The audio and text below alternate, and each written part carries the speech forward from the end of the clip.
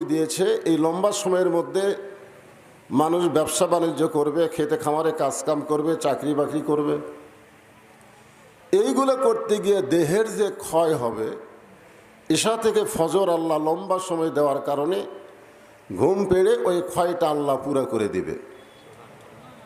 এত বড় নিয়ামতের কথা শুনে সুবহানাল্লাহ বললেন না? নাও মাকুম সুবাতা, ঘুম এটা হলো শান্তির একটা নিয়ামত। তা আপনারা অনেক রাত পর্যন্ত চেতন আছেন। আমি যে আয়াতে কারিমা তেলাওয়াত করলাম, এখান থেকে বারবার বলা হয়েছে কোরআন হাদিস থেকে গুরুত্বপূর্ণ তাফসীর করার জন্যে। তো এখানে যে আয়াতটা আমি তেলাওয়াত করেছি, দুটো আয়াত, এই দুটো আয়াতের উপরে আমার আলোচনা, আপনারা একটু মনোযোগ দিয়ে শুনবেন। আল্লাহ বলতেছেন ফাযকুরুনি আযকুরুকুম ওয়াশকুরুলি ওয়ালা তাকফুরুন। আল্লাহ বলতেছেন যে আমার জিকির করে আমি আল্লাহ তার জিকির করি। সুবহানাল্লাহ সবাই বললেন না? এটা কত বড় কথা দেখছেন, যে আল্লাহর জিকির করে আল্লাহও তার জিকির করেন, অথচ আপনারা জিকির করার সময় জবান বন্ধ করে রেখেছিলেন। কোরআনের কোনো জায়গায় নাই যে নামাজ বেশি বেশি পড়ো, রোজা বেশি বেশি করো, হজ বেশি বেশি করো, যাকাত বেশি বেশি দাও, এগুলো কোরআনে নাই। সব কিছু নিয়ম অনুযায়ী করা লাগবে, জোরে কোন ঠিক কিনা? কিন্তু আল্লাহ কোরআনে বললেন জিকরান কাসীরা, বেশি বেশি করে জিকির করো। আপনারা মনে করলেন কলেমার জিকির করলেই কি না করলেই কি? এর আগে কয়েকদিন আগে পাশেই তো আমি বলে দিয়েছি, যে ব্যক্তি সারা জীবন পাপ করে কিন্তু মৃত্যুর সময় জবানে যদি জিকিরটা জারি রাখতে পারে, শুধুমাত্র জিকির করে মরে যাওয়ার কারণে আল্লাহ তার জীবনের সব গুনাহ মাফ করে দেয়। এখানে আল্লাহ বলতেছেন যে আমার জিকির করে আমিও তার জিকির করি। এই জিকির মানেটা কি? আগে মানে না জানলে আমরা তাফসীর বুঝতে পারবো না। এখানে জিকির মানে হলো স্মরণ করা, জোরে কোন কি করা? এর সাথে কিন্তু বলা হয়েছে অশকুরুলি ওয়ালা তাকফুরুন। খুব খেয়াল করে শুনবেন। আল্লাহর একজন মস্ত বড় নবী ছিলেন, নাম হলো নূহ নবী। জোরে কোন নাম কি? একটু হোহা করেন রে বাবা, অসুস্থ মানুষ তো আমি। আপনারা কি আমাকে ছিলেন না? কোন মানদার কোনো লোক কি আমাকে অচেনা আছে? আরে সরাসরি না দেখলে মোবাইলে তো আমাকে দেখেনি, দেখেন না? তো হোহা একটু করেন। এখানে আমি আসলে মুখ কি আমি দেখাচ্ছি না? আরে আরো উপরে তুলবার চাইছিল। এটা দেখেন আমি কোথায়, মুখ কোথায়, এটা আছে কোথায়, মাইক কোথায় আর আমার মুখ কোথায়? দেখছেন মুখ কোন জায়গায় আর মাইক কোন জায়গায়? এটা আরো উপর তুলবার চাচ্ছে আমি, করলে আমার কেউ দেখতে পাবে না। এটা যত উপরে তুলব দেখা যাবে। আরো ছাপটা দিলে তো মাইক থাকবে দাড়ির কাছে, কথা কেমনে শুনবেন? হ্যাঁ, একটু হা করেন। ওই নূহ নবী শুকনা জায়গায় একটা নৌকা তৈরি করতেছেন। জোরে বলেন, পৃথিবীতে সর্বপ্রথম যে যানবাহন তৈরি হয়েছে তার নাম কি? আরো জোরে, জোরসে বলুন, জোর হলো না, আরো জোরে।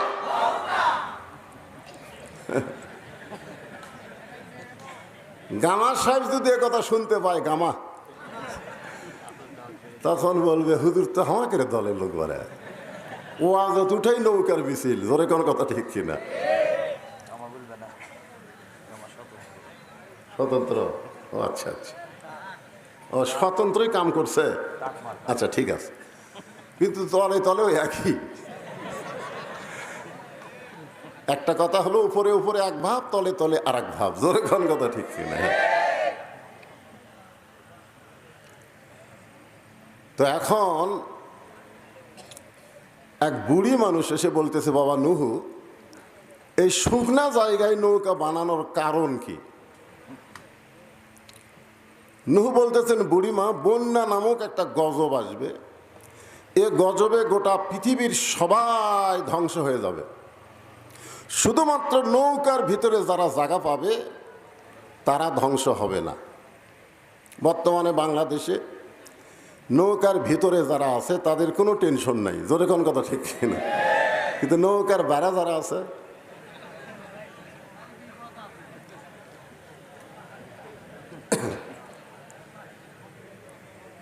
বুড়ি বলতেছেন, বাবা নুহু, এই ছোট্ট নৌকায় সবাই যদি উঠবার চায় বাঁচার জন্যে, এই নৌকার কি জায়গা হবে?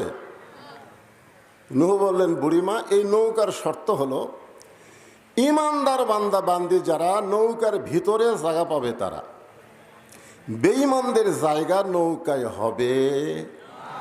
তার মানে বোঝা গেল নুহু নবীর নৌকা আর বর্তমানে নৌকা এক না, এক এক। তো কোন নৌকার মিছিল করলেন?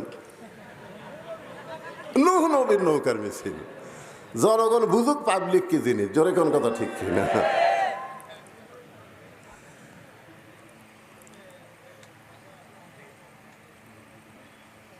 ইমানদার বান্দা বান্দি যারা নৌকার ভিতরে জায়গা পাবে তারা।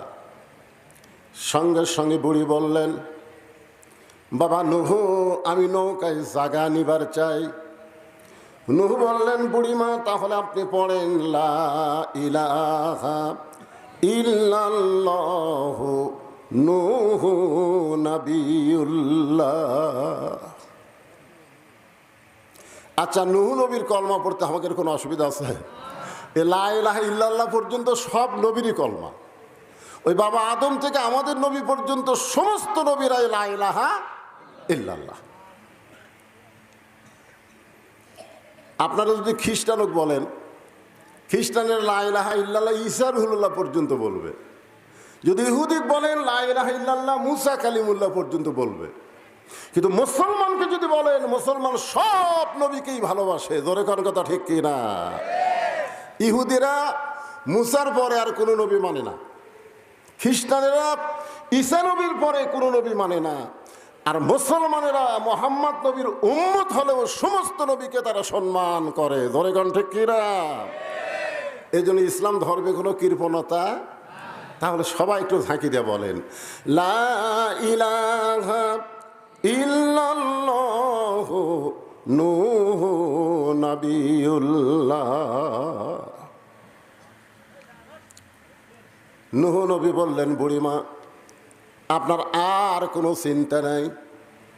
শোনালো বলেন, ইন্নাল্লাযীনা ক্বালু রাব্বুনাল্লাহু সুম্মা ইসতাকামু তাতানাজ্জালু আলাইহিমুল মালাইকা আল্লা তাখাফু ওয়ালা তাহজানু ওয়া আবশিরু বিল জান্নাহ। আল্লাহ কিন্তু আমাদেরকে বলেছেন, আল্লাহ বলেছেন, নিশ্চয় যারা বলবে আল্লাহ আমার রব, এর প্রতি যারা অটল থাকবে, ইস্তেকাম থাকবে, তাতানাজ্জালু আলাইহিমুল মালাইকা, তাদের জন্য ফেরেশতার মাধ্যমে আল্লাহ খবর দিবেন, আল্লাহ তাখাফ, তোমাদের কোনো ভয় নাই, ওয়ালা তাহজান, তোমাদের কোনো চিন্তা নাই, ওয়া আবশিরু বিল জান্নাহ, বরং দুনিয়া থেকেই তোমরা জান্নাতের সুসংবাদ প্রাপ্ত হবে। নুহু বললেন, বুড়িমা, আপনার আর কোনো চিন্তা নাই। বন্যা গজব যখন শুরু হবে তখন আপনার হাতটা ধরে আমি নৌকায় উঠে নিব। সঙ্গে সঙ্গে বুড়ি বললেন, আলহামদুলিল্লাহ। নৌকায় হাত ধরে তুলবার চাইছে কে? জোরে এখন কে তুলবার চাইছে? আর বুড়ি প্রশংসা করলো কার? তাহলে আপনারা কি বুঝলেন? কোন নেতার প্রশংসা করা যাবে? কোন চামচা হওয়া যাবে? এখানে বুড়ির বলা দরকার ছিল, বাবা নুহু, তুমি অত্যন্ত ভালো একজন মানুষ বাবা, ওই বিপদের দিনে তুমি আমাকে হাত ধরে নৌকায় উঠাবা, তুমি খুবই ভালো মানুষ। বুড়ি এখানে নুহু নবীর কোনো প্রশংসা করেনি। অশকুরুলি, প্রশংসা করতে হবে কার? আল্লাহ ছাড়া অন্য কারো প্রশংসা করা যাবে? অন্য কারো করলেই ওয়ালা তাকফুরুন। বন্যা গজব শুরু হয়ে গেল। গোটা পৃথিবীর পাহাড় পর্বত পর্যন্ত 40 দিন পানির তলে ডুবেছিল। এত পানি হিমালয় পর্বত পর্যন্ত ডুবে গেছে। অনেকে বলে গজব খালি এখনই হয়। গজব খালি এখন হয় না, আগেও হসা? কথা কন না কেন? পানির জন্য দোয়া কি আল্লাহ নবী করেনি? এই কথা কন করেনি? এইবারে পানির জন্য আমরা একটু নামাজ পড়া দোয়া করছি। অনেকে কয় হুজুরকে দোয়া আর আল্লাহ শুনতেছে না, শুনতেছে না। গতকাল পানি হয়নি, একটা বাতাস উঠছিল। আপনাকে মনে কি হয়েছে? আল্লাহ রে আমাকে মাহফিল আগামীকাল, আল্লাহ যেন পানি না দেয়। জোরে কোন কথা ঠিক কিনা? আমরা দোয়া করি পানি দাও, মাহফিল আর কয় না দেখ। যারা ধান কাটতেছে তারা কয় আল্লাহ আরো 15 দিন পর পানি দাও। আল্লাহ এখন কার দিকে যায় কোন? তো আল্লাহ পড়ে গেছে বেকায়দা। জোরে কোন কি কায়দা? এক লোক বলতেছে হুজুর আপনারা যখন আদায় শুরু করছেন তখন আমার পাশের জমির লোক 2 মণ ধান দান করছে। আল্লাহ রাসূল বলেছেন আস-সাদকাতুল বালা, দান সদকা করলে বালা মুসিবত হয় না। তো ঝড় ঝাপটা আসলে ওর জমির ধান বাঁচলে আমারটা বাঁচবি, তো আমাকে দেওয়া লাগবে কেন? এটা কি দিল বারে ওয়াজ শুরু না করতে? আচ্ছা আচ্ছা ঠিক আছে, এটা ঠিক। আসসালামু আলাইকুম হুজুর, রুমালটা দিয়ে দেন। রুমাল মানে সব আদায় শেষ, খালি রুমালটা বাকি আছে। এই কয়েকদিন আগে যে ওয়াজ করলাম ওখানে আমি ওয়াজের আগে কিন্তু রুমাল দিয়েছিলাম, ঠিক কিনা বলেন? আজকেও কেবল সাইজ করে শুরু করতেছি। ইতিমধ্যে বললো আচ্ছা রুমাল আলা কি রেডি আছে? কোথায় রুমাল পাটিকুটি? তাহলে রুমাল পাটি নেমে যাও। আর যারা আপনারা বসে আছেন পকেটের মধ্যে হাত ঢুকিয়ে দেয়া কিছু বের করে রুমালের মধ্যে দেন, ওই টাকাটা আপনার নামে আল্লাহ জান্নাতের ব্যাংকে অ্যাকাউন্ট করে দিবে। যাই যা পারবেন আল্লাহর রাস্তায় দিয়ে দেন। ওই যে রুমাল পাটি আল্লাহর রাস্তায় দিয়ে দেন। আমার মায়েদের মধ্যেও রেডি আছে তো? আচ্ছা ঠিক আছে, মহিলারাই তো আচ্ছা। আমার মায়েদের মধ্যে মহিলারা আদায় করবে। গতকাল যেখানে আমার মাহফিল, গত রাত্রে আপনারা ইউটিউবে হয়তো দেখতে পাবেন, মহিলাদের মধ্যে আদায় করবার গেছে, যায় শুনে মহিলাকে আদায় শেষ। তো কে আদায় করলো? মানে কমিটির লোক যাওয়ার আগে কমিটি যারা গাঁজাখোর, হিরোইনখোর, ইয়াবাখোর, ওরা আদায় করে লিয়ে আউট। গত রাতের মাহফিল, কঠিন ব্যাপার। তো আজকে চিন্তা করেন মহিলাদের মধ্যে আপনাদের বিশ্বস্ত লোক দেন, কারণ এরকম কিন্তু হিরোইনখোর, গাঁজাখোর এখন দিন দিন বাড়তেছে। ধরে কোন কথা ঠিক কিনা? হ্যাঁ, মসজিদ মাদ্রাসা চোরের কাছে বলে, আর মসজিদ মাদ্রাসা কত নেতা চোর হয়ে মাদ্রাসার টাকা মারা খাচ্ছে। জোরে কোন কথা ঠিক কিনা? 4 টন গম টিয়ার দিবার কাছে তুলবার যায় কয় 80,000 টাকা ঘুষ দিয়া, তারপরে কিসের টাকা কয় মসজিদের। যাক, আপনারা গামছার মধ্যে যে যা পারেন দেন, একটু জিকির করেন। লা ইলাহা ইল্লাল্লাহ, লা ইলাহা ইল্লাল্লাহ, লা ইলাহা, লা ইলাহা ইল্লাল্লাহ মুহাম্মাদুর রাসূলুল্লাহ সাল্লাল্লাহু আলাইহি ওয়াসাল্লাম। তো আমার পাশে চেয়ারম্যান সাহেব বসে আছেন, উনি তার গামছার মধ্যে দিবার পারলেন না। গামছা মনে হয় কেজির উপর আসবি না। গামছা কেজুত আসে না? না, গামছা কেজুত আসবি। উনি আমার হাতে 1000 টাকা দান করছেন। এরকম যদি কেউ টেজের উপর দিবার চান তাহলে ফাঁকি দিয়ে দেন, আদায় একবার শেষ হয়ে যাক। কি কোন? আদায় একবার শেষ হয়ে যাক, এরপরে একটানা ওয়াজ হবে, কোনো প্রকার আদায় আর না। হ্যাঁ,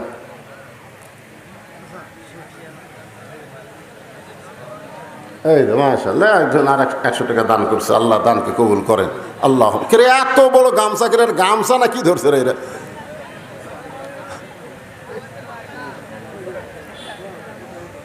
হ্যাঁ, সবাই একটু মহব্বতে জিকির করেন বাজান। সবাই অন্যদিকে মন না দিয়ে আল্লাহর দিকে খেয়াল করে জিকির করেন। লা ইলাহা ইল্লাল্লাহ, লা ইলাহা ইল্লাল্লাহ, লা ইলাহা ইল্লাল্লাহ, লা ইলাহা ইল্লাল্লাহ, লা ইলাহা, লা ইলাহা ইল্লাল্লাহ।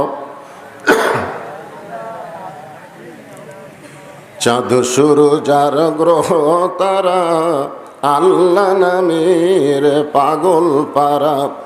চাঁদ সূরজার গ্রহ তারা, আল্লাহ নামের পাগল পারা। আমার আল্লাহ নামের এতই দয়া, আল্লাহ নামের এতই মায়া, লুকিয়ে রাখছেন হে আল্লাহ। লা ইলাহা ইল্লাল্লাহ, লা ইলাহা, লা ইলাহা ইল্লাল্লাহ মুহাম্মাদুর রাসূলুল্লাহ সাল্লাল্লাহু আলাইহি ওয়াসাল্লাম। পৃথিবীর সমস্ত পাহাড় পর্বত একাধারে 40 দিন পর্যন্ত পানির নিচে, 40 দিন পর পানি যখন নিচে নেমে গেল, আস্তে আস্তে পানি শুকে যাচ্ছে। নূহ নবীর নৌকা যদি পর্বতে এসে ভিড়ে গেল। আল্লাহ ডাকতে পারে, নূহ খবর কি? নূহ বলতেছে আলহামদুলিল্লাহ। আল্লাহ কয় নূহ খবর কি? নূহ বলতেছে কি? আলহামদুলিল্লাহ। আল্লাহ বলে নূহ কি খবর? নূহ বলতেছে আল্লাহ নৌকার ভিতরে যারা জীবিত আছে তারা, আর নৌকার বাহিরে যারা ধ্বংস হয়েছে তারা। আপনারা কি বুঝলেন?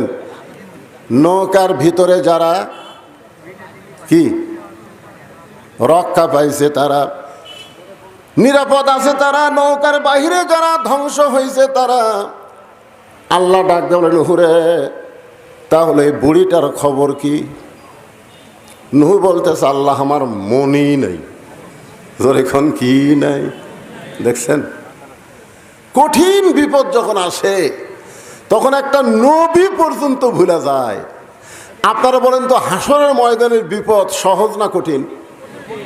তাহলে ওই বিপদে পীর সাহেব মুরিদও খেয়াল থবি? আপনার এখন থবে? কতকগুলা বলে না আমার কোনো টেনশন নাই, পীর ধরছি। নূহ নবী বলতেছে আল্লাহ আমার মনেই নাই। আল্লাহ বলে নূহ তাহলে বুড়ির খবর কি? নূহ বলতেছে সবাই যখন ধ্বংস হয়ে গেছে নৌকার বাহিরে, বুড়িটাও ধ্বংস হয়ে গেছে। আল্লাহ বলে নূহ আজগুবি কোনো কথা বলা যাবে না, কথা বলতে গেলে তদন্ত করে কথা বলতে হবে। সুবহানাল্লাহ। কম আজগুবি, আমাদের বাংলাদেশে আমরা আজগুবি কথা বলি। আজগুবি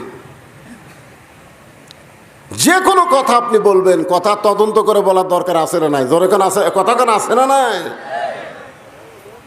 আজকে আমাদের বাংলাদেশে অনেক বিষয় আমরা কোনো তদন্ত করি না, বিনা তদন্তে আমরা রিপোর্ট দেই। আজকে যারা কোরআনের মাহফিল এসেছেন, তদন্ত বিষয়টা একটু মনোযোগ দিয়ে খেয়াল করবেন। আল্লাহ বলে নূহ আজগুবি কোনো কথা বলা যাবে না, তদন্ত করো।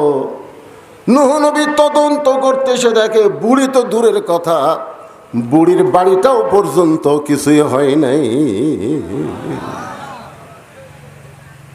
পাহাড়ের উপরে পানি চলে গেল। আর একটা ঝুবড়ি বাড়ি, সেই বাড়িটাই কিছু হলো না। নূহ ডাক দিলেন বুড়িমা, সঙ্গে সঙ্গে বুড়ি টোপলা নিয়ে হাজির। নূহ বলতেছে বুড়িমা টোপলা কেন? বুড়ি বলতেছে আগে থেকেই সাইজ হয়ে আছি, তুমি কখন ডাক দিবে আর গজব যখন আসবে তখন টোপলা সামাল করতে আমার দেরি হবে, সেজন্য আগে থেকেই সাইজ। আল্লাহ বলতেছেন ইয়া আইয়ুহাল্লাযীনা আমানুত্তাকুল্লাহা হাক্কা তুকাতিহি ওয়া লা তামুতুন্না ইল্লা ওয়া আনতুম মুসলিমুন। আল্লাহ বলতেছেন মুসলমান না হয়ে মরো না। আমরা কখন মরবো কেউ জানি? এখন কেউ জানি? তাহলে আমরা যদি না জানি কখন মৃত্যু হবে, তাহলে মুসলমান আমাদের হওয়ার জন্যে আমরা টোপলা বান্দার মতন কি ইমান আমল ঠিক রাখছি? আপনারা কি মনে করতেছেন? বর্তমান যে পরিবেশ বাংলাদেশে চলতেছে, এই পরিবেশে এখন যদি আজরাইল আমাকে জান কবজ করবার আসে, আমরা কি করব? ও বাবারে মারে, ও বাবা আজরাইল রে। একটা গজলেতে আছে, এবারের মতন ফিরে যাও রে আজরাইল, মিনতি করিয়া কই তোমারে। নূহ বললেন, বুড়িমা বন্যা গজব শেষ হয়ে গেছে, বন্যা গজব শেষ হয়ে গেছে। সুবহানাল্লাহ কবেন না? ও বুড়িমা, তোমার কথা আমার মনেই নাই, তোমার কথা আমার মনেই নাই, বন্যা গজব শেষ। আমি শুধু তোমার কাছে জানতে চাই, গোটা দুনিয়ার সব কিছু ধ্বংস হয়ে গেল, তোমার ঝুবড়ি বাড়ি আর তোমার কিছুই হলো না। বুড়ি মুস্কি মুস্কি হাসে আর বলে, নুহুরে, আমি যখন আল্লাহর প্রতি ঈমান গ্রহণ করেছি, তখন ঈমান আমাকে বলে দিয়েছে দুনিয়ার সবাই তোমাকে ভুলে যাইতে পারে, কিন্তু আল্লাহ তোমাকে কোনোদিন ভুলবে না। আমাদের সবাই সবাইকে ভুলে যেতে পারবে, কিন্তু একজনই আমাদের ভুলবে না। তিনি কে? আরো জোরে বলেন, তিনি কে? তাহলে আমরা জিকির করবো কার? ঠিক আছে, ইমান ঠিক আছে তো? কি মনে হচ্ছে, কার জিকির হবে? চড়কের উপরে বসে আছে আমাদের জাতির পিতা, বাবা আজর রশি ধরে টানতেছে, নিচে নমরুদের আগুনের চুলা দাও দাও করে জ্বলতেছে। ফেরেশতা জিবরাইল এসে সালাম দিয়ে বলে, ওগো আল্লাহর নবী ইব্রাহিম, আপনি যে হারে কাঁদতেছেন, আপনার কান্না দেখে আমার দরদ হয়ে গেল। আপনি যদি চান, আল্লাহ আমাকে 600 পাখা দান করছে। জোরে কোন কয়শো? একটা পাখার বাতাস দিব, আগুনের চুলা সাগরে গিয়ে নিভে যাবে। যদি আপনি চান, আপনার কান্না দেখে আমার দরদ হয়। ইব্রাহিম বলে, জিবরাইল, আমি একটা বারও নমরুদের আগুনের চুলার দিকে তাকাই নাই। তাহলে কাঁদতেছেন কেন? বলে, কান্দার কারণ হলো আমার জন্ম দেওয়া বাপ, আমার জন্ম দেওয়া বাপ রশি ধরে টানতেছে আমাকে আগুনে ফেলে দেওয়ার জন্য। সন্তান যখন বিপদে পড়ে, বাবা তখন সন্তানকে সাহায্য করে। জোরে কোন কথা ঠিক কিনা? আর ভাগ্যগুণ আমি এমন একটা বাবার সন্তান, যেই বাবা আমাকে নমরুদের চুলার মধ্যে, আগুনের মধ্যে ফেলে দেওয়ার জন্য রশি টানতেছে। আপনারা বলেন তো, ইব্রাহিম নবীর বাবা মানুষটাকে ভালো না খারাপ? জোরে কোন, ভালো না খারাপ? আর আমাকের বাপ,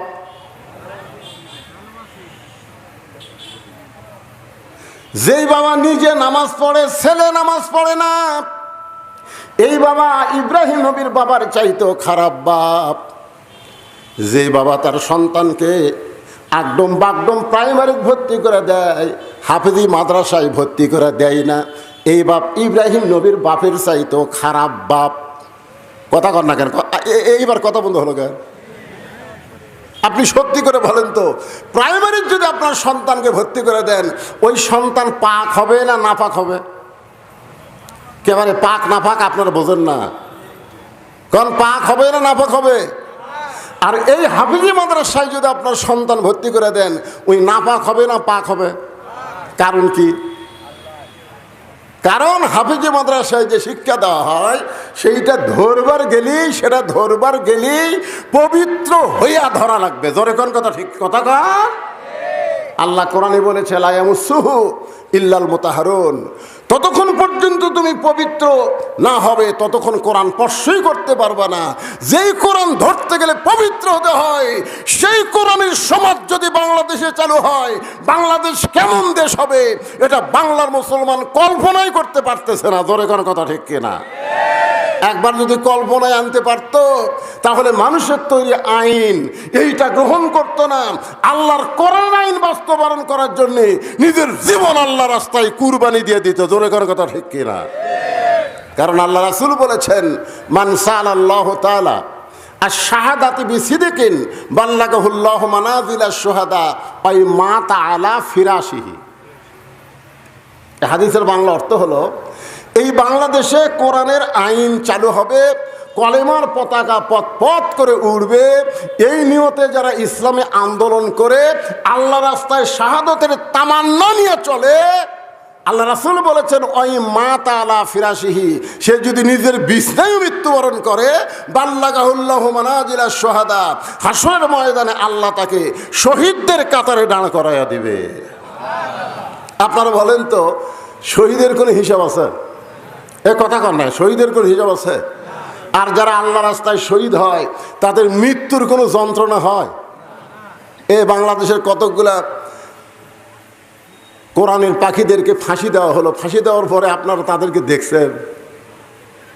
দেখেননি। মানুষ মরার সময় মুখ বেকা টেকা বহু কিছু করে মরে যায়, জোরে কোন কথা ঠিক কিনা? হ্যাঁ ভাইজান, একটু মনোযোগ দিয়ে কথাগুলো শুনবেন। ফাযকুরুনি আযকুরুকুম ওয়াশকুরুলি ওয়ালা তাকফুরুন। এই আয়াতটাকে নিয়ে আপনাদের সামনে আলোচনা করতেছি। বাবা আমাকে রশি ধরে টানতেছে আগুনে ফেলে দেওয়ার জন্যে। রে জিবরাইল, নমরুদের চুলার দিকে আমি একবারও তাকাই নাই, কারণ আমার ঈমান বলতেছে আগুনের মালিক নমরুদ না, আগুনের মালিককে। সবাই বলেন আগুনের মালিককে। নমরুদ আগুন জ্বালাবার পারবে, কিন্তু পুরানোর ক্ষমতা নমরুদের হাতে নাই। হাসবি আল্লাহ, পড়েন হাসবি আল্লাহ নিমাল ওয়াকিল অনিমাল মৌলা অনিমান নাসির। আল্লাহু আকবার কর না আপনারা, কি কথা রে বা? আমি শুনলাম এলাকাত নাকি কোরআনের দলের লোক বেশি, আর কোরআনের আয়াত তেলাওয়াত হয়, আল্লাহু আকবার কয় না। বাংলাদেশে বড় বড় দল যেগুলো আছে, যাকে আমরা বড় বড় দল বলি, এই বড় বড় দলের মধ্যে আল্লাহু আকবার নাই। জোরে কোন কথা, ঠিক কথা কর না কেন? হ্যাঁ, ওরকে বহু মিছিল আমরা শুনছি, জীবনে কোনোদিন আল্লাহু আকবার শুনছেন? যদি কেউ ভুল করে আল্লাহু আকবার দেয়, ইচ্ছা করে তো দিবি না, ভুল করে যদি দেয় ঘাট ধরে বার করে দিবি। কিন্তু আমাদের দলের তো এই স্লোগান নাই। তা আপনারা কি সেই দলের মানুষ? তো কোরআনের আয়াত শুনলে ঈমান বাড়ে না কমে? একই কথা কয়দিন শুনবে? আল্লাহর কোরআনের আয়াতটাকে শোনেন, দেখি আপনাকে ঈমান কি বোঝে। ইন্নামাল মুমিনুনা আল্লাযীনা ইযা যুকিরাল্লাহু ওয়াজিলাত কুলুবুহুম ওয়া ইযা তুলিয়াত আলাইহিম আয়াতুহু জাদাতুহুম ঈমানাও ওয়া আলা রাব্বিহিম ইয়াতাওয়াক্কালুন। আল্লাহ কয়, ইব্রাহিম তোমার ঈমানের যে পাওয়ার, নমরুদের আগুনের সেই পাওয়ারই নেই। তোমার ঈমানের পাওয়ারের কাছে আগুনের পাওয়ার ঠান্ডা হয়ে গেল। আমি আল্লাহ ঘোষণা করলাম, কুল্না ইয়া নারু কুনি বারদাও ওয়া সালামান আলা ইব্রাহিম। আগুনের চুলার উপরে ইব্রাহিম নবী স্মরণ করছে কাকে? জিকির করছে কার? আল্লাহকে। আসমানে ভুলে গেছে নাকি? আসমান থেকে আগুনকে শান্তিদায়ক বানায় দিল। আমরা সে আল্লাহর জিকির করব। এখন জিকির সম্পর্কে কোরআনে একটা আয়াত আপনাদের সামনে বলতেছি, দেখেন। আল্লাহ বলতেছেন, ইন্না নাহনু নাযালনা যিকরা ওয়া ইন্না লাহু লাহাফিজুন। এই আয়াতের মধ্যে কি বলা হচ্ছে? ইন্না নাহনু নাযালনা যিকরা। আপনারা বলেন তো, এই আয়াতে জিকির মানে কি? হ্যাঁ, দুই একজন কনকে, বাদ বাকি লোক কি বোবা নাকি? বোবা? তাহলে প্রথম আয়াতে জিকির মানে স্মরণ, এই আয়াতে জিকির মানে কোরআন। তাহলে কোরআনকে আল্লাহ জিকির হিসাবে নাজিল করেছে। এই কোরআন হেফাজতের দায়িত্ব দুনিয়ার কোনো মানুষের হাতে রাখে নাই। কোরআন হেফাজতের দায়িত্ব কার? আল্লাহ যদি ঠান্ডা বাতাস দেয়, আপনাদের কোনো অসুবিধা থেকে ভাইরা?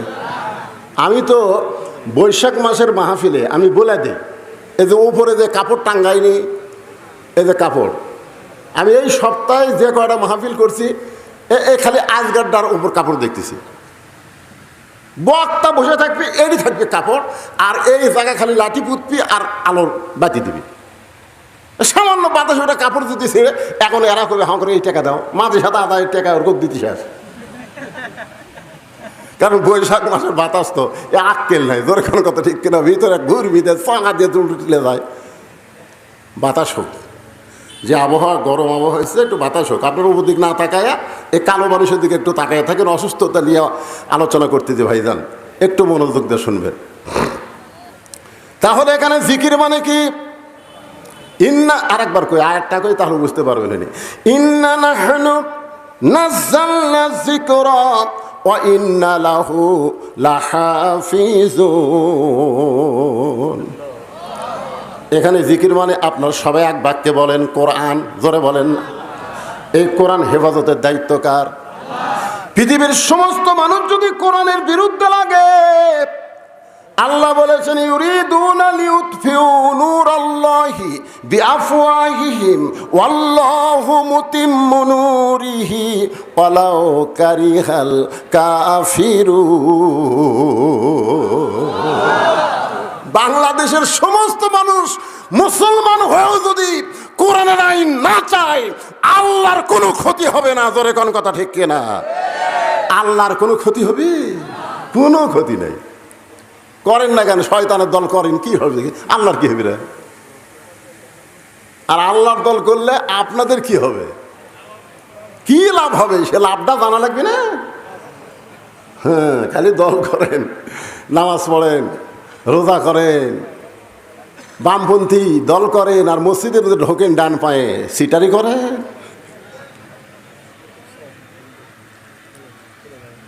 শোনেন, প্রথম একটা আয়াত নাজিল হলো, রাসূল তখন মদিনায় নামাজ পড়াচ্ছেন। আয়াতটা নামাজের মধ্যে আল্লাহ তাআলা রাসূলের উপর নাজিল করলেন, নামাজের ভিতরেই আল্লাহ ওহী নাজিল করলো। আয়াতটা হলো ইয়া আইয়ুহান নাবিয়্যু হারজিল মুমিনিনা আলাল কিতাল। আমার আগে শাফি ওয়াজ করলো না, শাফি খালি না, বাংলাদেশের অধিকাংশ বক্তারা এই ভুলটা করে। বলে মুনাফিক সর্দার হলো আব্দুল্লাহ ইবনে উবাই। আব্দুল্লাহ ইবনে উবাই হলো একজন সাহাবী। আব্দুল্লাহ ইবনে উবাই হলো একজন সাহাবী। উবাইয়ের বেটা আব্দুল্লাহ, উনি আব্দুল্লাহ ভালো মানুষ, কিন্তু উবাই ইবনে খলফ যিনি মুনাফিকের সর্দার, তার নাম হলো উবাই ইবনে খলফ। জোরেকার নাম কি? আর এক জায়গাতে আছে উবাই ইবনে সলুল। হ্যাঁ, উবাই ইবনে সলুল না উবাই ইবনে খলফ। আর আব্দুল্লাহ ইবনে উবাই একজন সাহাবী। আর আমরা একটা সাহাবী খেলে মুনাফিক মুনাফিক বলে যাচ্ছি।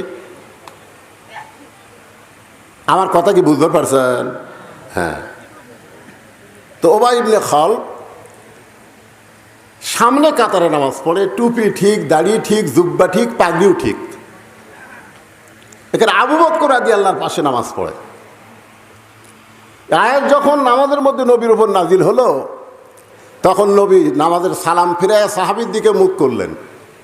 মুখ করে বললেন, সাহাবীরা, আল্লাহ পাক একটা আয়াত আজকে নামাজের মধ্যে আমার উপর নাজিল করেছে। সাহাবীরা তো আশ্চর্য হয়ে বললেন, হুজুর, আল্লাহ কি আয়াত নাজিল করলো আপনি আমাদের বলেন। আল্লাহ নবী বললেন, তাহলে সাইজ হয়ে তোমরা শোনো। এই আয়াতটা হলো সাইজ হওয়ার আয়াত। জোরে কোন কি হওয়া? সাইজ হওয়া।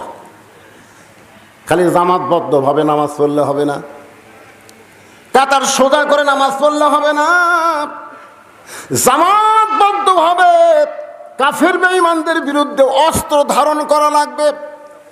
কারণ মক্কার কাফেরেরা যে কোনো সময় মদিনা আক্রমণ করতে পারে, আর মদিনা আক্রমণ করলে ইন্নাল্লাহা মা'আস সাবিরিন, ধৈর্যশীলদের সঙ্গে আল্লাহ আছে।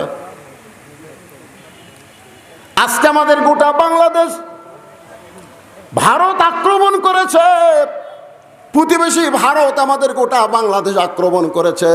আপনারা বলতেছেন, হুজুর কি দিয়ে আক্রমণ করলো? ভারত তো আমাকে সাহায্যকারী, ভারত আমাদের প্রতিবেশী। আপনি জানেন না, ভারত অস্ত্রর চাইতো মারাত্মক অস্ত্র দিয়া আমাদের বাংলাদেশকে আক্রমণ করে আমাদের ঘরের বউ পর করে দিছে। কথা কর না কেন ভাই? আপনাদের গ্রামত কি ডিশের লাইন নাই? আপনি যাই আজকে বউ কবেন যে বদরিশিতে এত ওয়াজ শুনিস, অমুক বক্তার এত ওয়াজ শুনিস, পর্দার এত ওয়াজ শুনিস, আজ থেকে ভারতের 2টা চ্যানেল বাদ দিবি, স্টার জলসার জি বাংলা, এই 2 চ্যানেল দেখা হবে না। খালি এই কথা কবেন, দেখবেন তো বউ আপনার পক্ষে আছে না চ্যানেলের পক্ষে গেছে, আপনি খালি এটা খেয়াল করবেন। শোনেন, মেয়ে মানুষকে যদি দখল করে, মরদ মানুষ দখল হতে কোনো দেরি নাই, কারণ মেয়া দিয়েই বাংলাদেশ চলতেছে। তোর এখন কথা ঠিক কিনা ভাই? কিভাবে দেখছেন? ভারত আমাকে যুদ্ধ করা লাগবে কে রে? এমনভাবে মাল দিয়ে দিচ্ছে আমাদের ছেলেবেলেকে, যুবকদেরকে, যুবকগুলো সব নষ্ট হয়ে গেছে। একটু মনোযোগ দিয়ে কথাগুলো শুনবেন।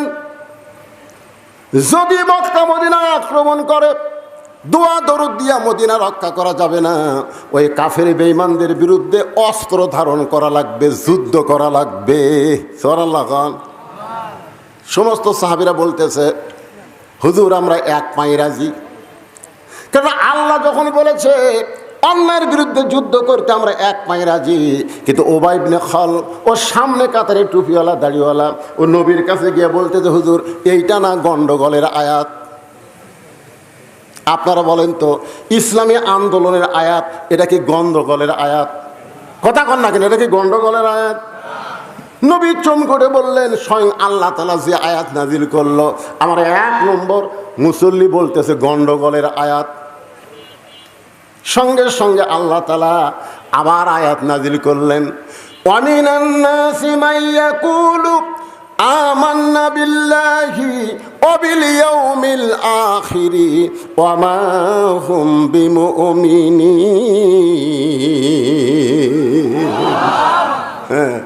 মানুষের মধ্যে অনেক টুপিওয়ালা, দাড়িওয়ালা, জুব্বাওয়ালা, নামাজিওয়ালা থাকবে। আল্লাহ বিশ্বাস করবে, আখিরাত বিশ্বাস করবে। আল্লাহ বলেছে ওরা মুমিনই না, ওরা মুমিন নয়, ওরা হলো মুনাফিক। বাংলাদেশে আল্লাহর কোরআন দিয়ে চলুক, এই নিয়ত যদি কারো অন্তরে না থাকে, ওর একটা ইবাদত আল্লাহর দরবারে কবুল হবে না। জোরে কোন কথা ঠিক কিনা? আপনারা বলেন তো, যতগুলা শায়েখ আমাদের বাংলাদেশে আছে, এই শায়েখের মধ্যে কোনো আন্দোলন আছে? এ কথা বল না কেন আছে? আমি তো মনে করি এই শায়েখেরা হয়তো শয়তানের কাছ থেকে কিছু পায়। একটা শালা ওই ইসলামী আন্দোলনের একটা কথাও কয় না। তোর কথা কর না কেন ভাই?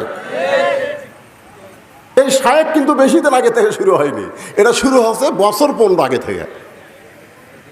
আগে মৌলানা ছিল, হজরত মৌলানা ছিল, হঠাৎ এই শায়েখ, এক শায়েখ এক কথা বলছে, আর এক তাহেরি সেটা লেগে গেছে।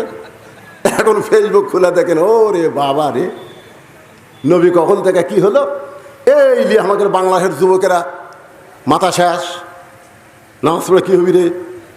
তাহেরি একটা কয়, আহমদুল্লাহ একটা কয়, ফেরে তোকে নামাজ পড়ে কি হবি, এই কথা তো কে বলো? না হুজুর ঠিক নাই। কি তুমি যত বড় আলেম হও, তোমার জবান দিয়ে যদি ইসলামী আন্দোলনের কথা না আসে, বাতিলের বিরুদ্ধে হকের পক্ষে কথা না আসে, তোমার একটা আমল আল্লাহর দরবারে কবুল হবে না। জোরে কোন কথা ঠিক কিনা? ডাইরেক্ট যদি বলবার না পারো, আল্লাহ বলেছেন উদউ ইলা সাবিলি রাব্বিকা বিল হিকমা, বদরুশদের মতন হিকমতের সাথে কও। জোরে কোন ঠিক না? আমি কি ডাইরেক্ট কই? আমি অ্যাঙ্গেলে মারি, তাই বলে কি হক কথা বলা লাগবে না? সবাই আমার সঙ্গে পড়েন, কুল জাল হক, পড়েন, কুল জাল হক ওয়া যাহাকাল বাতিল ইন্নাল বাতিলা কানা যাহুকা। তাহলে কোরআন হেফাজতের দায়িত্ব কার? মক্কার কাফেররা চেষ্টা করলো, যার উপর আল্লাহ কোরআন নাজিল করতেছে তাকে যদি হত্যা করা হয়, তাহলে কোরআন এমনি দুনিয়া থেকে নিভে যাবে। আল্লাহ নবীকে হত্যা করার পরিকল্পনা করলো, অর্থাৎ কোরআনকে দুনিয়া থেকে বিদায় করার পরিকল্পনা করলো। গভীর রাত্রে মক্কার 37টা গোত্রের 37 জন নেতা আল্লাহ নবীর বাড়ির চারিধার ঘেরাও করলো এই জিকিরকে হত্যা করার জন্যে। আসলে নবী হত্যা না, আল্লাহর কোরআনকে দুনিয়া থেকে নিপাত করার চেষ্টা করলো। আমার কথা কি বুঝবার পারতেছেন? আল্লাহ বললেন, হাবিব দীর্ঘ 13 বছর মক্কায় কলেমার দাওয়াত দিলেন, মুসলমানের সংখ্যা হলো মাত্র 320 জন। এইরকম দাওয়াত দেয় ইসলামের বিজয় সম্ভব না। ওরা যখন চাচ্ছে কোরআনকে নিপাত করতে, আপনাকে হত্যা করতে, আপনি গভীর রাত্রে মক্কা থেকে মদিনায় হিজরত করেন। ওই কাফেরদের চোখ ডাঙ্গায়া আল্লাহ নবী আবু বকরকে সঙ্গে করে মদিনায় চলে আসলেন। মাত্র 8 বছর পর আল্লাহ তাআলা যেই মক্কা থেকে নবীকে মদিনায় পাঠাইছিলেন, ওই মক্কা আবার বিজয় দিয়ে দিলে। সবাই পড়েন আমার সঙ্গে, ইজা জা আনাসরুল্লাহি ওয়াল ফাতহু ওয়া রাআইতান নাসা ইয়াদখুলুনা ফি দীনিল্লাহি আফওয়াজা ফাসাব্বিহ বিহামদি রাব্বিকা ওয়াস্তাগফির ইন্নাহু কানা তাওয়াবা। এখন আপনাদের কাছে আমার একটা প্রশ্ন, সে প্রশ্নটা হলো, আপনারা বলেন তো, মক্কায় রাসূল কত বছর কলেমার দাওয়াত দিছে? আচ্ছা, আপনারা কি আমার কথা বুঝবার পারতেছেন না, না রাগ করে উত্তর দিচ্ছেন না? কোনটা? তো কথা কন না, কথাগুলি তো সব। 13 বছর দাওয়াত দিয়া মুসলমানের সংখ্যা হলো মাত্র 320 জন। তার মধ্যে 17 জনকে ওরা মারাই পিটাই মারিছে। 320 জনের মধ্যে কয়জন মারছে? 17 জনকে ওরা পিটাই মারিছে পারে। তাহলে 13 বছরের আয় হলো 303 জন। এই 303টা আয় নিয়ে নবী হিজরত করলেন মদিনায়। মদিনায় 8 বছরে 10,000 সাহাবী নিয়ে মক্কা বিজয় হয়ে গেল। তাহলে 13 বছরে 320 জন আর 8 বছরে 10,000। কোন ইসলাম? মক্কার ইসলাম না মদিনার ইসলাম? কোনটা চান আপনারা? কথা কয় না। মক্কার ইসলাম খালি পিটন খাওয়া, আর মদিনার ইসলাম খালি পিটন খাওয়া না, মারবো। হ্যাঁ, আজকে বাংলাদেশে মক্কার ইসলাম চলতেছে খালি পিটন খাওয়ারটা। ধরে কোনো কথা ঠিক না?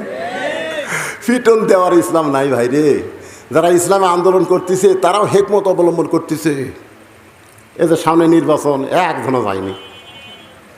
হেকমত করতে করতে আমি এক ওয়াজে বলি, চৌরাশে চুরি করতেছে আর ওই হেকমত অবলম্বন করছে, ইন্নাল্লাহ মা সাবিরিন, ধৈর্যশীলদের সঙ্গে আল্লাহ আছে। এই কয়ে ধৈর্য ধারণ করতেছে, এদিকে চোর সব নিয়ে চলে গেছে। ওই হেকমতে আছে, ওই হেকমতে আছে।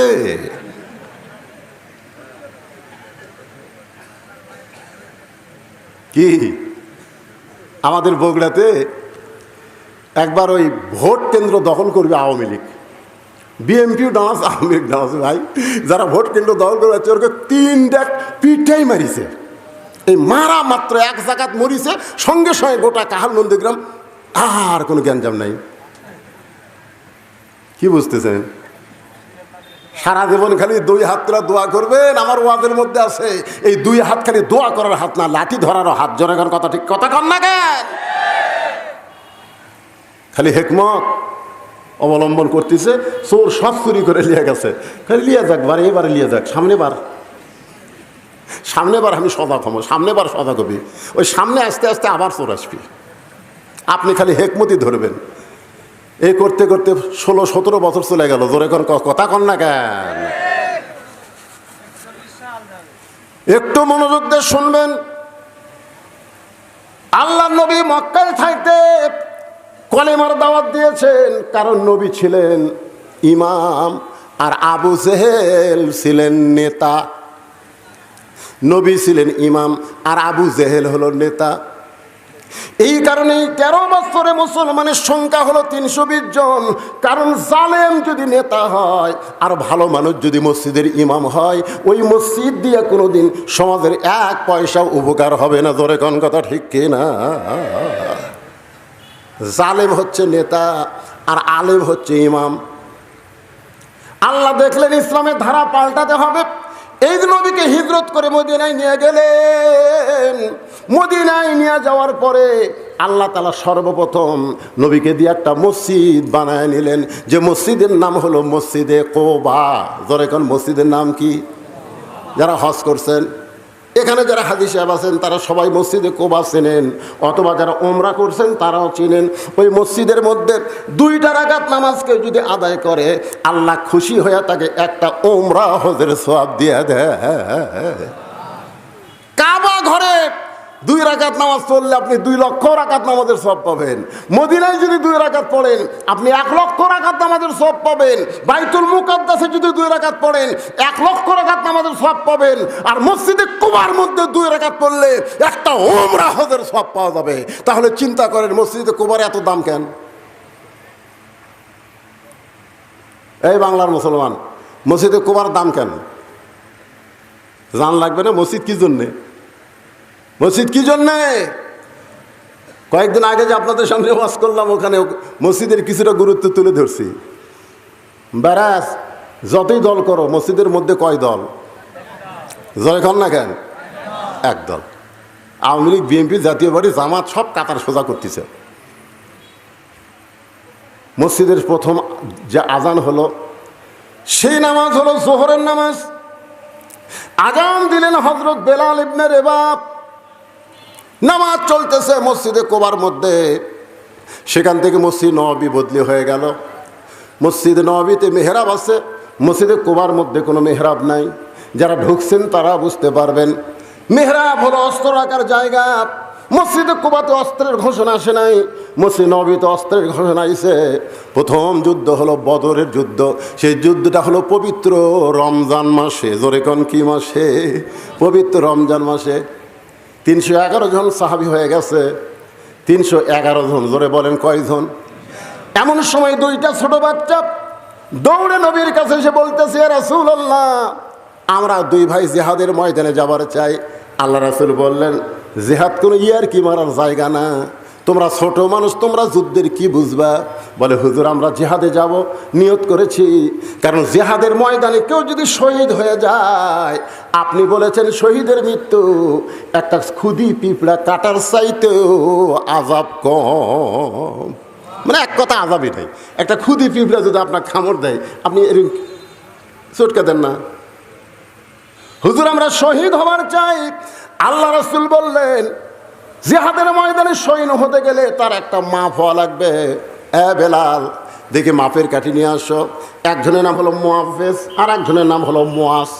মুআজ আর মুআফেজ 2 ভাইয়ের। মুআজকে মাপের মধ্যে নিয়ে আসা হলো। মাপে দেখা গেল 5 ফুট লম্বা হয়ে গেছে। আল্লাহ রাসূল বললেন, মুআজ তুমি লম্বাই হলা 5 ফুট, তোমাকে জিহাদের ময়দানে যাওয়ার হুকুম দেওয়া হলো। মুআফেজ বলতেছে, ইয়া রাসূলুল্লাহ, ও লম্বা হবার পারে কিন্তু আমার চাইতে ওর শরীরে শক্তি কম। ওগো আল্লাহর নবী, আপনি যদি আমাদের 2 ভাইকে কুস্তি লাগা দেন তাহলে দেখতে পারবেন লম্বা হলে কি হবে, ওর গাওয়াত কোনো শক্তি নাই। নবী তাবাসসুম মুস্কি হাসি দিয়ে বললেন, ঠিক আছে তোমরা 2 ভাই কুস্তি করো। 2 ভাই যখন কুস্তি করতেছে, ছোট ভাই মুআজকে কানে কানে বলে, ভাই তুমি তো মাপে হয়েই গেছো ভাই, তোমার তার কোনো টেনশন নাই, কিন্তু এই কুস্তিতে তুমি একটু দুর্বল হয়ে আমার বুকের নিচে পড়ো, আমার বুকের নিচে পড়ে যাও, তাহলে আমি তোমার বুকের উপর থাকলে নবী আমাকেও যাওয়ার পারমিশন দিয়ে দিবে। মুআজ বলতেছে, নবী কিন্তু সাধারণ বিষয় না, হয়তো বুঝবার পারবে। বলে, ভাইজান বুঝবার পারবে না, তুমি একটু দুর্বল হয়ে নিচে থাকো, আমাকে একটু তোমার বুকের উপর উঠে দাও। মুআজ বলতেছে, আমি পারবো না। এবার মুআফেজ কানে কানে বলতেছে, ভাই রে তুমি বলো তো, আল্লাহ রাসূলকে জীবনের চাইতে যদি বেশি ভালোবেসে থাকো তাহলে বলো, ডান দিক থেকে যদি কাফেররা নবীকে লক্ষ্য করে তীর মারে তুমি না হয় ডান দিকে থাকতে পারো, কিন্তু বাম দিক থেকে যদি তরবারি মারে বাম দিকে কে দাঁড়াবে বলো? আমি থাকবো ডানে, তুমি থাকবো বামে, তুমি থাকবা সামনে, আমি থাকবো পিছনে। আমাদের জীবন যতক্ষণ থাকবে আল্লাহ রাসূলের দেহ কাফেরদের অস্ত্র যেন স্পর্শ না করে। সঙ্গে সঙ্গে মুআজ দুর্বল হয়ে বুকের নিচে পড়ে যায়। এমন সময় আল্লাহ রাসূল বলতেছে, এইরকম ছোট বাচ্চারা শহীদ হওয়ার নিয়তে যখন আল্লাহর দল করে, এই ইসলামকে কেউ মাটির নিচে দাফন করতে পারবে না। একদিন গোটা পৃথিবীতে ইসলামের বিজয় হয়ে যাবে। লিল্লাহে তাকবীর। এমপি সাহেবের আগমন। আপনাদের এমপিকে আমি এর আগে দেখছি, তখন এমপি ছিল না, তো এমপি হওয়ার পরে এটা প্রথম।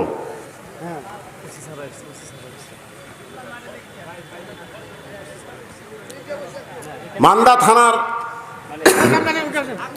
অফিসার ইনচার্জ সাহেবের আগমন, সবাই বলেন শুভেচ্ছা স্বাগতম। আরে ভাই এখন আসেন, ওপর আসেন। না না না এমনি অনেক রাত হয়ে গেছে, আসেন আসেন আসেন আসেন।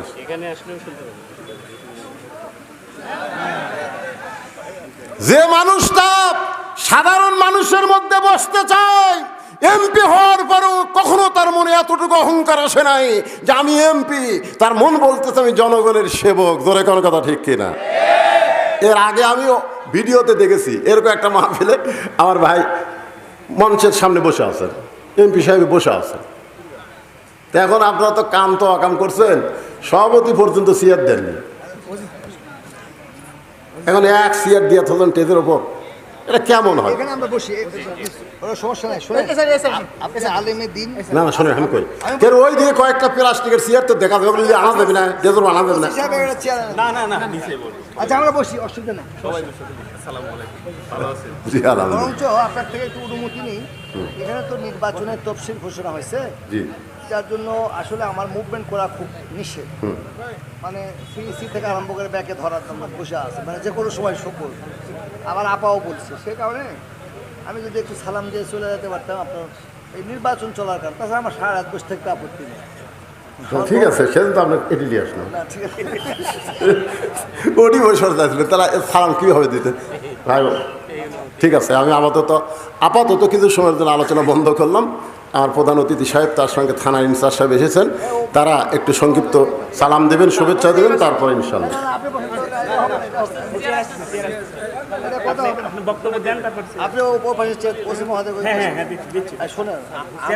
আমরা জনগণের ব্যাপার ভূমি একটা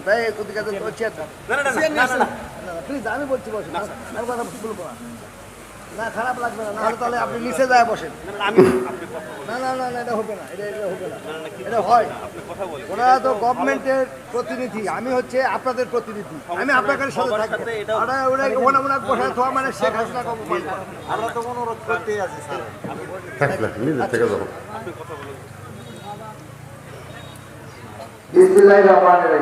আজকে এই পবিত্র মাহফিল সম্মানিত সভাপতি, উপস্থিত সহসভাপতিবৃন্দ, আলিম দিনগণ, শ্রদ্ধাভাজন মুরব্বীগণ, সমবয়সী যুবক ভাইরা, স্নেহের কচি কাছেরা, পর্দার আড়ালে দোয়া করি আমার মা ভগ্নীগণ। আর বিশেষ করে এখানে উপস্থিত আছেন, আপনারা জানেন মালদা, আমরা এই কথাটা বলতে বাধ্য হচ্ছি, আমরা যখন কোনো বেকায়দায় পড়ি অনেক সময় আল্লাহ তাদেরকে কিন্তু থানা খুঁজে, ঠিক না? এটা যেহেতু আল্লাহর উপর সবচেয়ে বিশ্বাস করা দরকার। তো সেই পশ্চিম মহাজয় গভীর যাত্রা আপনাদের সঙ্গে দেখা করতে এসেছি, তাতে আরো আমার পরিষদ ভাইরা এসেছেন। এখানে আমার এই এলাকার শ্রেণী নেতৃবৃন্দের মধ্যে জাহিদুল আছে, জাহিদুল আছে, মাস্টার আফতার আছে, উজ্জ্বল আছে, এবং ঘুরতে গেলে অনেক। কাশিম ভাই একটা কথা ছিল, আজকে কি আচ্ছা চলে গেছে। এখন ব্যাপার হচ্ছে যে আজকে তিনি এখানে আপনাদের যাকে ঘিরে আসছেন, তিনি কিন্তু আমাদের প্রধান, ইনি কিন্তু আসলে কোথাও করতে আছে, ঠিক ঠিক না? উনি বিখ্যাত একজন আলেমের দিন, এবং উনি কিন্তু বাংলাদেশের একটি খ্যাতি সম্পন্ন তাফসীর কোরআন মাহফিলের একজন আলোচক। এবং এইটা আমরা যারা জেনে লেখা পড়া জানি সবাই, আমরা ডাক্তার সলিমুল্লাহ নাম শুনেছি, ডক্টর সলিমুল্লাহ, উনি কিন্তু সচিবদের ট্রেনিং দেওয়া। তো সেখানে উনি বলেছেন যারা তাফসীর করে কোরআনে, তারা সেটা জানে ঢাকা ইউনিভার্সিটি, আছে ইউনিভার্সিটি প্রফেসর, তারা ভিসি নাও জানে না। তাহলে মূলত তাকে ঘিরে কিন্তু আমরা এখানে সমবেত হচ্ছি, ঠিক কি ঠিক না? এখন আপনাদের চাকর হিসেবে নতুন হিসেবে আপনারা আমার মাইক দিয়ে দিলেন, ধরুন ধরে কিছু আমরা তো আমরা তো ঠিক কিনা হানা বলছেন না কেন? যার জন্য আমি এখানে কথা বেশি বলবো, কথা যা বলার উনি বলবে। এবং এখন নির্বাচন চলছে, গণতান্ত্রিক রাষ্ট্রের ব্যবস্থায় রাষ্ট্রের বাণী হচ্ছে জনগণ, পৃথিবীর দেশে এসে। তো সেই জায়গা থেকে আমাদের কিছু বার আছে যারা আমরা এক্সিস্টিং এমপি, তাদের নির্বাচন চলাকালীন সময় বিভিন্ন জায়গায় বিশেষ করে নির্বাচনে কোনো কথা বলার সুযোগ ওইভাবে নাই। এবং এই কথা বললে প্রভৃতি সাহেবেরও সমস্যা। আমার মনে করেন খালি দোয়াটার কালিয়া ধরিচ্ছে রিটার্নিং অফিসার, এখন কিন্তু সব নির্বাচন কমিশনের আওতায় চলে গেছে। মোদী সাহেবেরও সমস্যা, আমাদের সমস্যা। তো সেই কারণে আপনারা আপনাদের সাথে কথা বলতে দেবেন। তো যাই হোক, তারপর সেটা আপনারা বুঝে সুঝিয়ে দেবেন। নির্বাচন চলছে, তো এখানে আলোচনাকে রেখে কথা বলা আসলে সমস্যা। তারপরে একটু বলি, সেটি হলো কেন বলি, সেটি হলো আপনারা 7 তারিখে যে জায়গায় আমাকে নিয়ে যে দাঁড় করেছেন, যে জায়গায় আমাকে দিয়েছেন 30 তারিখে যেখানে আমি শপথ নিয়েছি, ওখানেও শপথ ছিল। সেই শপথ কোরআনের সাথে সাদৃশ্য সম্পূর্ণ শপথ। তো সেই জায়গায় যে জায়গায় নিয়ে যে আপনারা দাঁড়িয়েছেন, দাঁড় করে দিয়েছেন, আমি আমার গায়ে কান্না করে দ্রুত করে দিয়ে আপনাদের জিনিস করতে পারবো না। বাংলাদেশে 3 ছিলটি আসন, তার মধ্যে একটি আপনাদের এখানে আমাদের প্রিয় নেতা অনুরোধ ছিল তারপর দ্বিতীয় কোনো ব্যক্তি আমাদের, আমরা তো সবাই কোনো না কোনো দলে রাজনৈতিক যারা করবে কোনো না কোনো দলে থাকি, আমরা কিন্তু এটা নিঃশর্তভাবে করতে পারি, কিন্তু আমরা সামাজিক কাজকর্ম করতে কারো কিন্তু কোনো বাধা নাই। এখন সেই জায়গা থেকে আমি আপনাদের কাছে দিই, আমি যেটা বললাম, আমি আমার গায়ের চামড়া খুলে দ্রুত করে দিলে কিছু করতে পারবো না। ইতিমধ্যে আপনাদের জন্য আমি কাজ শুরু করেছি। আপনারা মাটি কাটার পাইপ থেকে গেছেন, আমি মাটি কেটে দিচ্ছি, ইনশাআল্লাহ কোনো সমস্যা নাই। আমি ধরো একটাও সময় থাকি তা মনে করি না, একবারে প্রত্যেকটা সময় যাচাই বাছাই করে ঢাকাতে যদি মোটরসাইকেল গিয়েও প্রতিবার হয়ে যায় যে আপনাদের কাজ করে নিয়ে এসে দিচ্ছি, কোনো অসুবিধা নেই। যেখানে যাই সেখানে ইনশাআল্লাহ কিছু সুযোগ পাই। দেশপত্র শেখেছে না ভাবতে, গতকালকে অনেক কিছু নিয়েছি, প্রায় কোটি টাকা নিয়ে এসছে, দৃশ্যমান হতে মাস 2-3 কিছু সময় লাগবে। এটা এই যে একটা মাস চলে না আপনার জন্য, জুন মাস ব্যাংকে, এই কারণে 19 হচ্ছে, তারপর প্রতিটা ইউনিয়নে সমহারে রাস্তাঘাটগুলো দিয়ে দেওয়া হবে ইনশাআল্লাহ। তো আমি আজকে একটি কথা শুধু বলতে চাই, সেটি হলো আমরা যখন এরকম সুন্দর সামিয়ানার মধ্যে বসে আছি, আমার ফিলিস্তিনি ভাইরা কি আছে? থাকতে পারছে? থাকতে পারছে। আজ থেকে 75 বছর আগে ওই ইসরায়েলকে আমার মুসলমান ভাইরা দয়া করে থাকার জায়গা করে দিচ্ছে। তখনও কিন্তু আমেরিকার একটা চক্রান্ত ছিল, তথাকথিত দ্বিতীয় বিশ্বযুদ্ধের পর এগুলো অনেক কথা ওখানে তারা খুঁটি গেড়ে বসেছে। আজকে মানবতা বাতিল কথা বলে আমেরিকা, বলে না, কিন্তু ফিলিস্তিনিদের বিপক্ষে একটা কথা বলেছে বলেন। তো সেই জায়গা থেকে বুঝতে হবে ছাগল আছে খুঁটির জোর। আমাদের মুসলমানদেরকে বুঝতে হবে আমাদের একটা ইস্পাত ঐক্য দরকার। আজকে ফিলিস্তিনি যুদ্ধের আগে আমার মহানেত্রী ডক্টর শেখ হাসিনা বিদেশে যাওয়ার সময় বলেছে 75 বছর ধরে ফিলিস্তিনে আমার ভাইরা তাদের নিজ বাড়িতে পরবাসী, কাজেই তাদের একটা স্বাধীন আবাস গ্রহণ, তাদের একটা রাষ্ট্র দরকার। আজকে পৃথিবীতে সেরেছে আমেরিকা সহ বিশ্বের সমস্ত বিশ্ববিদ্যালয়ে ফিলিস্তিনিদের পতাকা তোলা হচ্ছে। আজকে আমাদের ছাত্রলীগের ছেলেপেলেরাও পতাকা তুলেছে বিশ্ববিদ্যালয়ে, ফিলিস্তিনিদের পতাকা সমন্বিত। তারপর আমেরিকা সেখানে কামড়াকামড়ি করছে, তাদের ছেলেদেরকেও তারা নির্যাতন জুলুম করছে, গুম করছে, আর আমাদের এখানে মানবতা শিখায়। তো সর্বত কারণেই আমাদের ধর্ম বুঝতে হবে ভাইরা, আমরা আজকে একটা অনন্য উচ্চতায় আল্লাহ আমাদেরকে নিয়ে গেছে।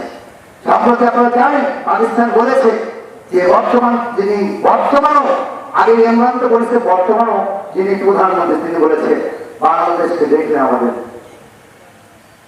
হিংসা। তার মানে ওরা অলরেডি কিন্তু আমাদের তলে পড়ে গেছে। তো সেই জায়গা থেকে আপনারা সবই জানেন পৃথিবীতে এখন হাতের মুঠো স্মার্টফোনে সারা পৃথিবী দেখতে পাওয়া যায়। তো যা হোক, আছে আমরা মুসলমানদের ঐক্য চাই, আর সঙ্গত কারণে আমাদের একটু বুদ্ধিমত্তা দিয়ে চলি। যে এক লাইন কথা বলে শেষ করি, আমি যদি ধারাবাহিকভাবে বলি, 1972 সালে দেশ স্বাধীন হওয়ার পর আমরা ছিলাম পাকিস্তানের মধ্যে, ঠিক না? বঙ্গবন্ধু গেলেন, আওয়ামী লীগ এবং দেশত শেখ হাসিনা যেহেতু করছে আমি সেটা করছেন, কারো বিরুদ্ধে বলতে চাই না। সেটি হলো কি করলেন, ওয়াইসি সম্মেলনে দিয়ে তিনি প্রথম সৌদি বাদশার সাথে দেখা করেন। বঙ্গবন্ধুকে হত্যার পর ৭৫ সালের হত্যার পর সৌদি সহ সমস্ত বিশ্ব মুসলিম উম্মারা কিন্তু আমাদেরকে স্বীকৃতি দিয়েছিল, পাকিস্তান সহ। তাহলে হজ করবে কিভাবে? বঙ্গবন্ধু যখন হোটেল লবিতে দেখা করতে গেলেন তৎকালীন বাদশার সাথে, তখন বাদশা বললেন কি চাই? তো বললেন, বঙ্গবন্ধু বললেন, ইওর এক্সেলেন্সি আমার কিছু চাই না, আমার দেশের ৯০% মুসলমান, তারা ধর্মপ্রাণ মুসলমান, তারা আপনি যেহেতু কাবা শরীফের দায়িত্বে আছে, সঙ্গে তো তারা আপনার অনুমতি চায়, তারা হজে আসতে চায়।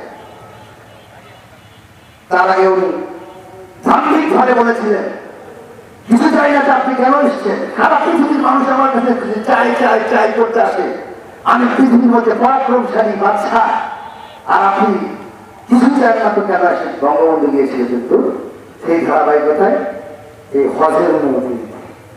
যাই হোক, এরপরে ইসলামিক ফাউন্ডেশন করলেন উনি, তাবলিগের ইস্তেমার আমাদের ভাইরা এখানে অনেক আছেন, তাবলিগের দুই ইস্তেমার মধ্যেই তাদের সাথে দেখা করেছি ইনশাআল্লাহ। এই জমিটাও কিন্তু বঙ্গবন্ধু দিয়েছিল। তারপরে মসজিদের উন্নয়নের কাজ করেছিলেন, বাদ দেন বঙ্গবন্ধু ৭৫ না। তারপর দেশ শেখ হাসিনা ২০০৮ সালে 19 ডিসেম্বর নির্বাচনের পর, আগের একটু কাজ আছে সেটা বাকি দিলাম। ৮ সালে নির্বাচনের পর আজকে ১,২০,০০০ আলেম সম্প্রদায়কে মসজিদ ভিত্তিক ইসলামিক শিক্ষা ব্যবস্থা চালু করার জন্য, কোরআনের সবক দেওয়ার জন্য আমাদের বাচ্চাদেরকে অ্যাকোমোডেট করা হয়েছে। সেই ধারাবাহিকতায় সুপার টেক্সের প্রিন্সিপাল বেতন দেওয়া হয়েছে। আজকে কমিটিকে স্বীকৃতি দেওয়া হয়েছে গ্রাজুয়েশনে। আজকে সেই ধারাবাহিকতায় ৫৬০টি মসজিদ হয়েছে। আপনাদের মানদার যে মসজিদটি বন্ধ ছিল, ইনশাআল্লাহ এই মসজিদের কাজ শুরু হয়ে যাবে, মাল সামানা করছে, আপনাদের যোদ্ধবাজারে ব্রিজ হচ্ছে। এরকম যদি আমরা ধারাবাহিকভাবে বলতে যাই, আমাদের শেষ হবে না। সঙ্গত কারণে আপনারা, আমি একটি অনুরোধ রাখবো, গতকালকের আগের দিনও আপা স্টেটমেন্ট দিয়েছে ঢাকা ফিলিস্তিনের পক্ষে। আমি তো বললাম আমাদের ছাত্রলীগের ছেলেপেলেরা সমস্ত বিশ্ববিদ্যালয়ে ফিলিস্তিনের ভাগ রয়েছে। তো কাজে আমার মনে হচ্ছে এক্ষুনি আমাদের সবার এখানে অনেক জ্ঞানী গুণী মানুষ আছে, আলেম আছেন এবং অনেক দয়াবান লোক আছেন, একটু খাস দিলে আখের মনে কিন্তু দোয়া করবেন ওই ফিলিস্তিন ভাইদের উপর যে জীবন নেমে এসছে, মা এবং শিশুদেরকে হত্যা করার মধ্যে একটা জাতি গোষ্ঠীর উপর করার হয়েছে, আজকে পর্যন্ত খরচ আছে। তাই আল্লাহ ছাড়া এখান থেকে আমাদের কেউ বাঁচতে পারবে না। পরিশেষে আপনারা সবাই ভালো থাকবেন। আজকে যে মাহফিলের ব্যবস্থাটা হয়েছে, এটা ফুলকানিয়া মাদ্রাসা অথবা হাফিজিয়া মাদ্রাসা, এতিমখানা আছে, এতিমখানা যদি এখানে আমার আলেমে দিন আছেন, আমি একটু বলি, এতিমখানা যেটা হেফজখানা, এখানে অনেক সময় আমাদের সহযোগিতা করতে একটু বিষয় হয়, কিন্তু যদি ক্যাপিটাল গ্র্যান্ড বাড়ায়, এতিমে করে সেপারেট করে নেন, ২৪,০০০ টাকা করে কঠোর করেন, আগামী বছর থেকে আরো বাড়বে। তাহলে বলে কি আপনারা খালি সমাজ কল্যাণ ইয়ে থেকে ছাড় করে নেবেন, আমি বলে দেবো। আর আমি ওখানে যে ভুবনী আপা আছে আমার সমাজ কল্যাণ মন্ত্রী, ওখান থেকে আমি পার করে নিয়ে আসলে তখন আমি তো দামে চলে, এখানকার দামাবির লোকেরাই কিন্তু এই মাদ্রাসাটা চালায়, ঠিক কিনা? তো এই জন্য আমি হজুরকেও বলছি, যেখানে আপনি যাবেন মাহফিলে দেখবেন আমার মতনে কোনো কর্মী আছে, তাদেরই নেতা মন্ত্রী প্রধানমন্ত্রী, তাদের ওই জায়গাগুলো থেকে নিয়ে আসলে ইনশাল্লাহ অসুবিধা হবে না। তো যাই হোক, আমি আর কথা বাড়াই না। এখানে এই হাফিজি মাদ্রাসা, এখানে আমি কি দেবো, কি দেওয়া উচিত, আমি একটু ভেবে নিই। ঠিক আছে, মাদ্রাসার ঘর করি আন্ডার কনস্ট্রাকশন না, ঠিক আছে, আমি একটু ভেবে নিই। ঘটনা আছে জুনের পর বড় বরাদ্দ, এখন যেমন বরাদ্দ ছিল ১২৬টা ওয়ার্ডে আমি একজনকে বরাদ্দ দিয়ে শেষ করেছি। আমার কিছু পাইছি সেখানে আমি দিতে পারি, তাকে দিয়েছি আমার কিছু। তাহলে আমি একটু ধীরে সুস্থ দিয়েছিলাম ৩ মাস, তো আরো ৫ বছর প্রায় থাকবো। আল্লাহ যদি আমাকে সুস্থ দেয়, হায়াত দেয়, আপনারা তো ৫ বছরের জন্য দায়িত্ব দিয়েছেন চাকর হিসেবে। আমি একটু মাসমালা করে এখানে দিই, যদি বেশি দিতে চান আমি একটু মানে যাচাই বাছাই করি, এখানে একটু আমাকে জেনে নিয়ে আসলো। আর আমি একজুয়াল যেটা ১,০০০ টাকা সেটা বর্তমানে দিয়ে যাচ্ছি। এখানে একটা মসজিদ আছে না, ওই মসজিদটা বড় আমার কথা আছে, মসজিদটা একটা নষ্ট হয়ে গেছে, কারণ যদি মসজিদে ঠিক করে, ঠিক আছে। তো আস্তে আস্তে এগুলো সবই করে দেওয়া হবে। এখন আমি হুজুরের বসায় যে কোনো কথা বললো, হুজুর একটা কথা বলে ফেলেছে, আন্ডার কনস্ট্রাকশন। আন্ডার কনস্ট্রাকশন মানে তুমি বুঝে নাও ঘর পাকা হচ্ছে, তোমার খালি হাতে একদিন চলে দিন, এখন ঝাড়িয়ে কাছে আবার কত তৈরি নাকি হানা বলেছে না কেন? হুজুর জায়গায় বলবে যাচ্ছে বুদ্ধিমানের গল্প হচ্ছে। হ্যাঁ, আমি ঝাড়ি, আমি ধর্ম মন্ত্রণালয়ে সেদিনকাও ধরেছিলাম লাস্ট বৃহস্পতিবার আমার মারা ধর্মমন্ত্রীকে। তো ধর্মমন্ত্রী বলেছে ভাই আগস্ট থেকে আগের যা আছে সব নিয়ে শেষ হয়ে গেছে, আমি আগস্ট থেকে দেবো, একটু সময় লাগবে। আপনি তো বুঝলেন একটা জায়গায় বসে গেলে সাথে সাথে তো খাওয়া দাওয়া যাওয়া যায় না, তাই যদি করতে একটু সময় লাগে। তো হুজুর কি মন খারাপ করছেন? না না না, আমি এখন কি করি ইনশাআল্লাহ, আপনি তো আবার আসবেন ইনশাআল্লাহ, দেখবেন যে তখন কিছু পাইছি। তো তারপরেও বলো আচ্ছা, তাহলে আপাতত মোটামুটি ইনশাআল্লাহ 1 লাখ টাকার একটা ওয়াদা থাকো যে একটা সময় ইনশাআল্লাহ, ঠিক আছে? আমি যদি কালকের আগের দিনও হতো তাহলে আমি কালকে দিয়ে এসছি। কালকে কত বৃহস্পতি হয়েছে নাকি? কালকেই আমি কিছু তালিকা দিচ্ছি, এখন সেটাও পাস হয়নি। তো যাই হোক, আলহামদুলিল্লাহ আপনারা দোয়া রাখেন, আপনাদের ওয়াদা খেলাফকারী জান্নাতে প্রবেশ করবে। আর আমি এসব ফাউল বলতে চাই না, ওর জন্য বাহিরে গেলেও 1000 আর 2000 বাড়ি দিয়ে দিচ্ছি ইনশাল্লাহ। এই জামারে না পারলে আর একটা জামারে দেবো ইনশাল্লাহ। জামারে আসতেই থাকবে, যাই কাজ করেছে তাই কিন্তু খাওয়া দেওয়া পারবে না, দেখি না? তো যেহেতু আমরা 4.5 লক্ষ 5 লক্ষ জনগণ আমার প্রতি আশা জানি, আপনারা ভোট দিয়ে আমাকে যে জায়গায় পাঠাইতে বললাম তো কোথাও আর আসবে না। তো সেই জায়গা থেকে না পাওয়ারও কোনো কারণ নাই। তো পরিশেষে আপনাদের সবার সুসংগতি সুস্থতা কামনা করে আলেম মহোদয় আমাদের আলহার প্রধান আলোচক নজরুল রশিদ সাহেবের কাছে বিনীতভাবে ক্ষমা চেয়ে আপনাদের জন্য দোয়া করে, আমার জন্য দোয়া চেয়ে, সর্ব মুসলমানদের জন্য দোয়া করে, দোয়া চেয়ে আমি আমার কথা শেষ করছি। মানবিক মানুষ হিসেবে সবার এই বিশ্বের সকল জায়গায় যেন আমরা সুখ শান্তিতে সবাই মিলে চলতে পারি, এই প্রত্যাশা রেখে আমি আমার কথা শেষ করছি। আসসালামু আলাইকুম ওয়া রাহমাতুল্লাহি ওয়া বারাকাতুহু।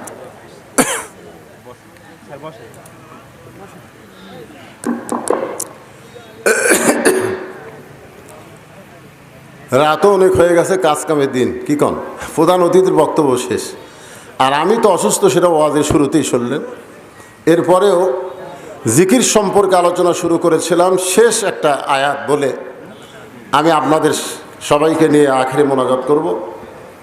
এখানে আল্লাহ আর একটা আয়াতে বললেন, ইজা নুদিয়া লিস-সালাহ মিন ইয়াউমিল জুমআ ফাসআউ ইলা যিকরিল্লাহ। এখানে জিকির মানে কি? এই জিকির নিয়েই কিন্তু কথা শুরু হচ্ছে। সেই জিকির থেকে আল্লাহর কোরআনকে আপনার জিকির স্বীকার করলেন, আর সেই কোরআনের আলোচনা করতে আজকের মাহফিলের প্রধান অতিথি সাহেব মঞ্চে এসে গেলেন। আমি তাকে নিয়ে সভাপতি সাহেব আমাকে বলতেছে, হুজুর আমি একটু যাবার চাই। বললাম না, আপনি যাইন না, আমি কিছুক্ষণের মধ্যেই মাহফিলের এই ভাঙ্গা মাহফিল আর চাঙ্গা করা যাবে না, আমরা সকলেই মোনাজাতে শামিল হব। সকলে ইস্তেগফার পড়ে, আস্তাগফিরুল্লাহাল্লাযী লা ইলাহা ইল্লা হুয়াল হাইয়ুল কাইয়্যুম ওয়া আতুবু ইলাইহি। আল্লাহুম্মা আমিন। আল্লাহুম্মা আনতাস সালাম ওয়া মিনকাস সালাম, তাবারাকতা ইয়া যাল জালালি ওয়াল ইকরাম। আয় আল্লাহ তাআলা, তোমার নবীর এতিমঘর হাফেজি মাদ্রাসাকে লক্ষ্য করে আজকের এই জান্নাতের বাগান সাজাইছিল আল্লাহ।